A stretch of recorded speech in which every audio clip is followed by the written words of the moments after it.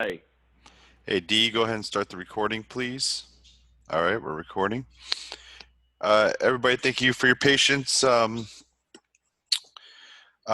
just got one topic that I wanted to cover today that I'm going to hand it over to Mark Church, and then we'll go from there.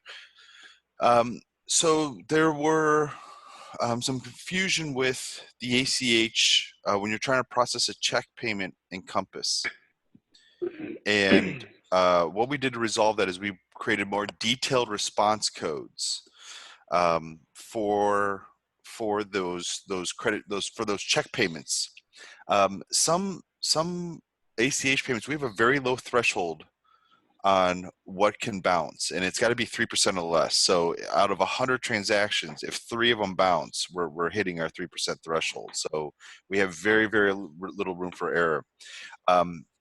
Even something like if a customer comes in with a home equity line or a credit card check, these cannot be processed through ACH. What we do have though is a third-party service called GIACT, GIACT, that will let us know if it's a valid bank account or not. So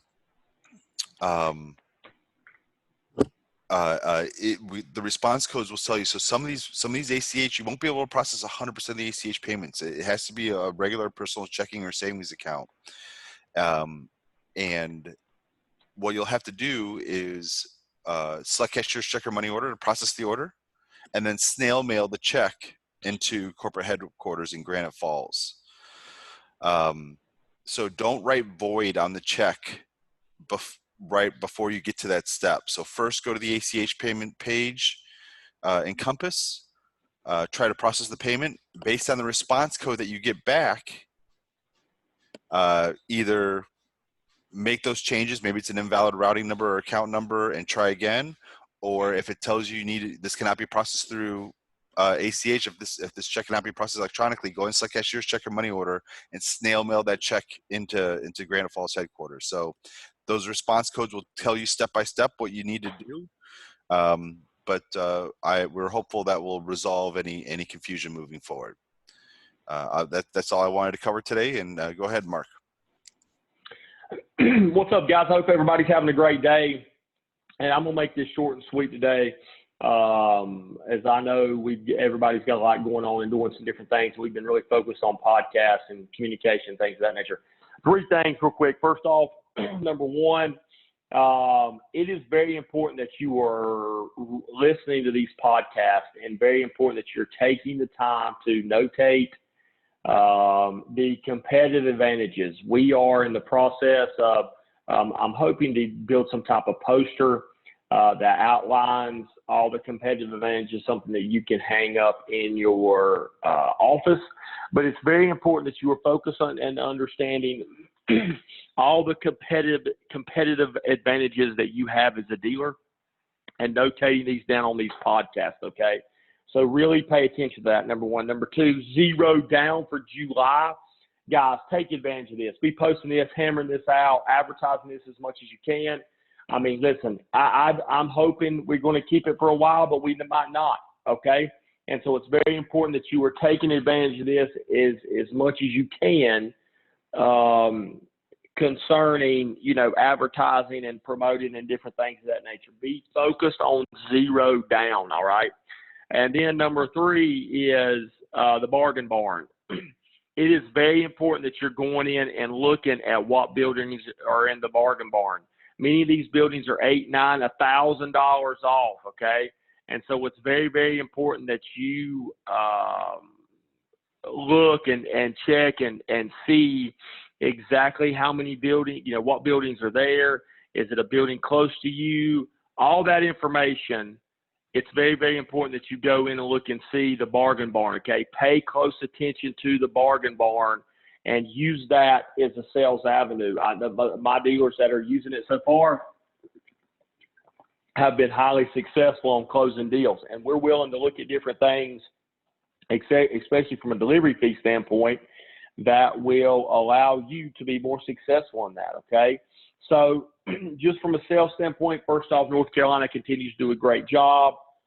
continue to, really step up and do all the things that you've been doing, advertising, different things of that nature, phone calls following up, all that good stuff. But definitely during this time, as we kind of come out of the norm, I guess, or get back more into the norm, it's going to be very, very important that you put more effort in. It's not going to be as easy as the last few months are. And you're really going to need to be focused on advertising and reaching out and different things of that nature, okay? Make sure, once again, competitive information in the podcast. Make sure you're reviewing this and make sure you are documenting this, number one. Number two, zero down. Utilize this as much as you can, especially for advertising, marketing purposes, and then the bargain barn. Guys, every Monday and Friday, I would go in and check and see what's on the bargain barn to see what's there, what you have that can be, what is close to you. I mean, many of these buildings are $600, $700, $800, $900 off on the bargain barn, okay? It is very, very important that you are utilizing this as much as you can for your success, all right? So that's all I got for everybody today. We're going to, now we do have time at least to turn it over to question and answer. So go ahead, Jason D., turn it over to question and answer.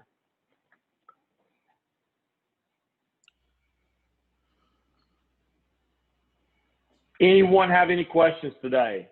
D, make sure you unmute everybody. Any questions?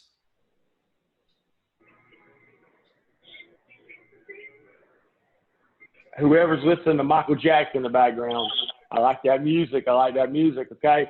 All right, so that'd be Danny Dragon License. I hear you, Danny. All righty, guys. So listen, if you don't have anything for me, reach out to Nathan. Next week, we're going to be talking about lot buildings for North Carolina. We've got some flowing this week. We'll be talking more about that next week. But if you have any questions, reach out to Nathan. He'll be able to take care of you. Keep doing a great job. Once again, guys, keep selling. Talk to you soon. Thanks, Mark. See you. See you guys.